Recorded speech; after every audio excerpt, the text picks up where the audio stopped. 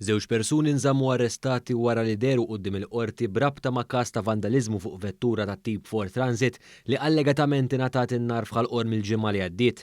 Nertin Borx ta' 24 sena mill-Gżira u Luca Emanuele Corito ta' 18 sena tresqu separatament quddiem il-qorti l-erba' filgħodu brabta ma' dan il-każ. Il-prosekuzzjoni quddiem il-Maġistrat Natasha Gallia Xiberra spjegat li l-Pulizija mit-taqsima tar-reati maġġuri ħadmet ma' taqsimiet oħra mill-Korp tal-Pulizija sabiex identifikaw il-vettura li użaw l-akkużati biex jaslu fuq il-post fejn allegatament tqablet il-vettura.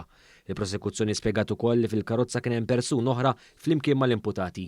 Borx permezz tal-avukat tiegħu ammetta li ħaraq il-karozza madankollu ma ammettix l-akkużi kif imresqa mill-pulizija.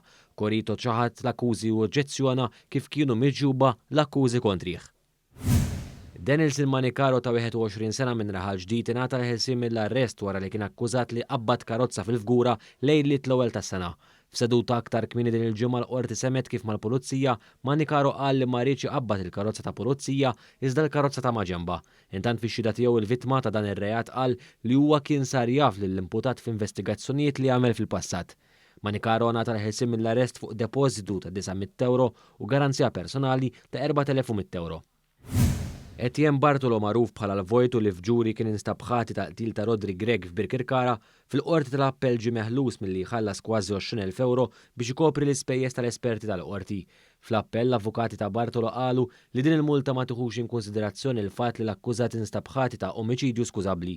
Dan fil-waqt li xi xogħol mill-esperti tal-qorti ma produċix riżultati pożittivi.